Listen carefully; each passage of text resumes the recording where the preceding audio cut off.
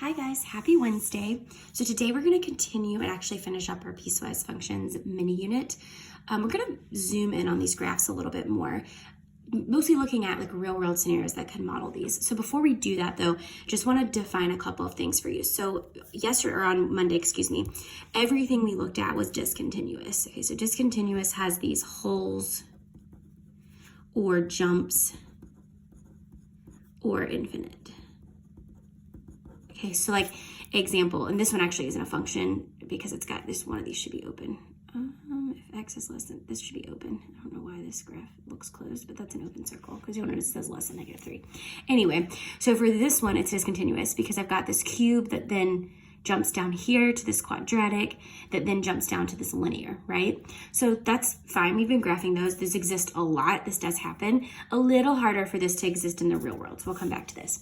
So this one I have to pick my pin up and I have some jumps and some holes here. Number 2 though is continuous because I could just make this in one continuous motion, right? This is much easier to model in the real world. So both of these are piecewise and you can pick and choose whichever type you'd like.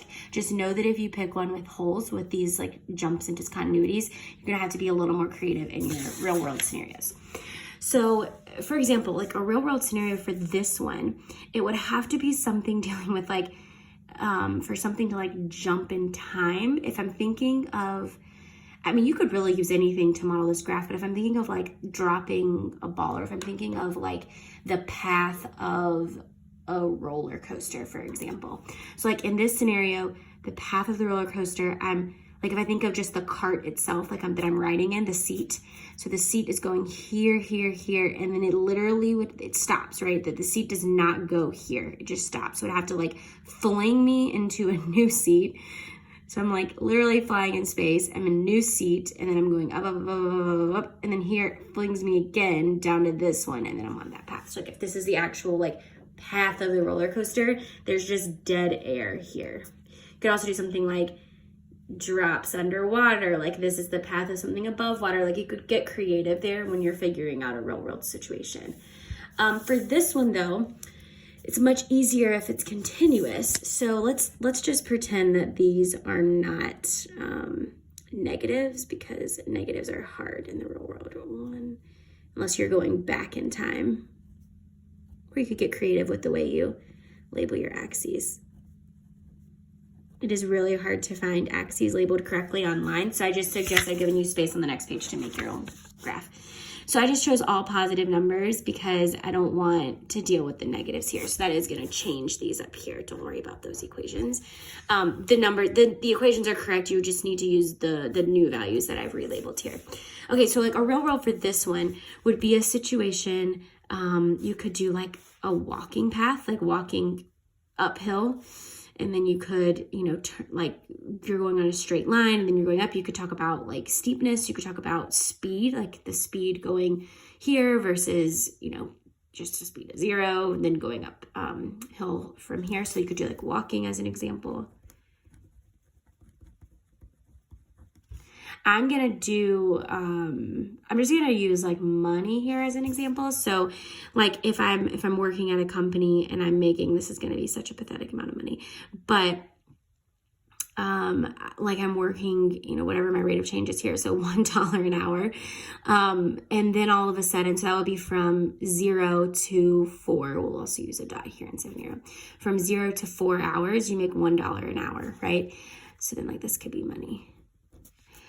And then once I hit 4 hours, from 4 to 6 hours, I actually just make $1, just flat $1.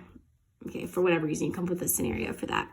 And then for 6 to 7 hours, I'm making a big raise here, right? So like this graph doesn't perfectly fit that example, but you're gonna be able to come up with your own to model that situation.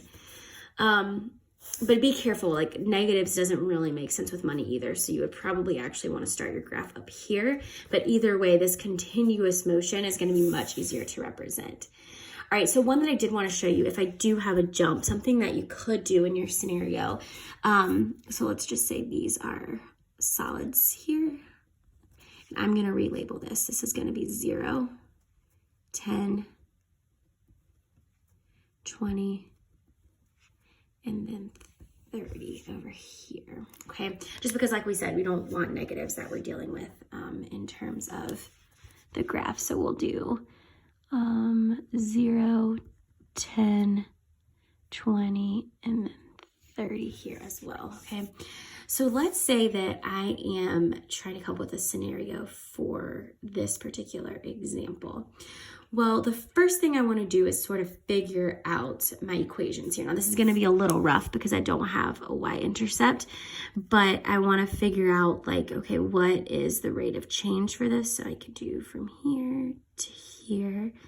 Looks like from 10, 12, 14, 16, 18. We're counting by 2, so this went up 2, right 2. So that's going to be y equals 1x plus, it looks like this is going to cross at about 2. Like I said, it's just a rough estimate here. So that's one equation. But when does this equation happen?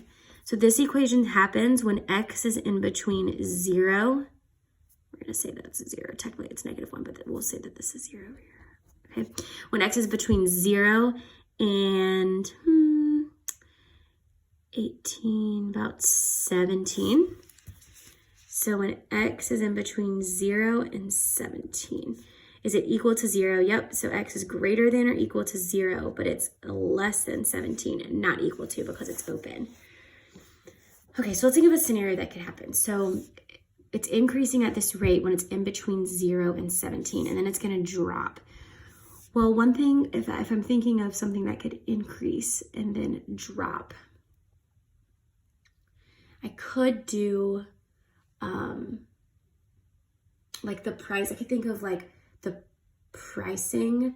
Actually, no, let's use, because if you're getting into money, that gets a little bit tricky. Let's use like taking medication. Okay, so like I'm thinking of something that starts out increasing and then decreases. So like when I take Advil, for example, it's gonna just be in my bloodstream for a certain number of hours, right? So it's gonna increase. I'm gonna take it and it's gonna be like extended release. So I'm gonna have a little bit over time, and something's gonna happen where it wears off, right? So that's what we're gonna use here. So we're gonna use like taking Advil.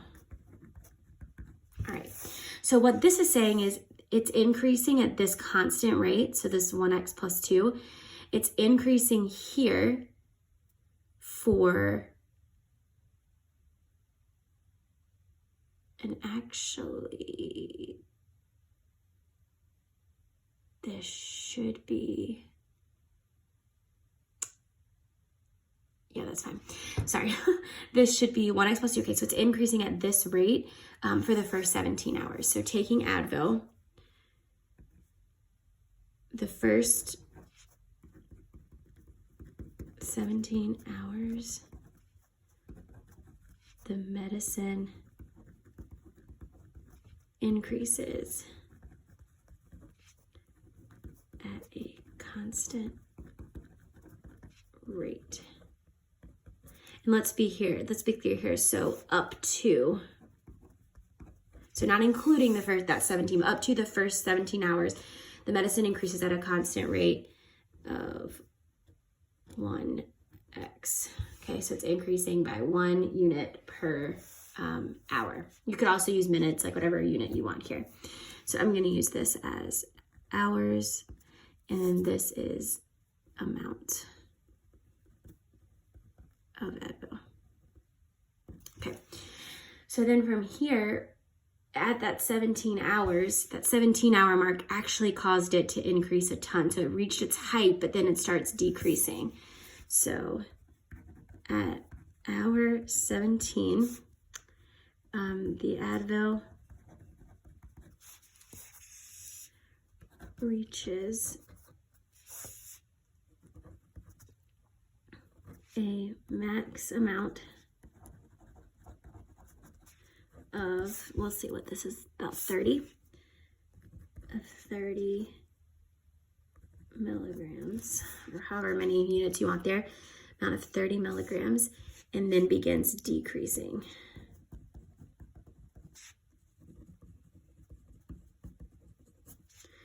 By a constant rate. Okay, so it's decreasing by a constant rate. Let's figure out what that is. So we'll pick 2 points. There's one here And it looks like here. So I went down 2, 4, 6, 8, right 2, so negative 8 over 2.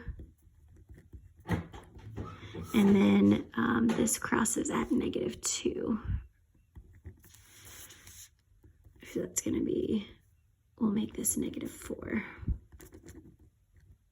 And this happens between the times of 17. So between 17 and, I think this is on this line, 22, 24. And both of these are closed dots, so it's going to be greater or equal to. So it decreases by a constant rate of negative 4 until the 24-hour mark, when there is 0 milligrams of Advil in system. Okay, something like that. So that would be an example of how a jump could happen. Like at this point, it actually peaks and then it goes down. But like I said, those discontinuities are a little bit difficult. Okay, so your task is going to be to actually create your own real world example. Okay, so you're gonna create your own model. You can use a picture, you can create a video, and you're going to describe the scenario you chose and explain how it represents a piecewise function, okay? You choose an appropriate scale and graph the piecewise function, and then create an equation to model the scenario. So in the next video, I'm going to quickly walk you through an example so that you can see that. I chose a slide, so I'm going to just walk through why that's piecewise, and then I'm going to create my graph, and then I'm going to create my equations, and that's it. And you're actually going to take a picture of this and email it or upload it to Google Classroom. All right, you can click on my example next.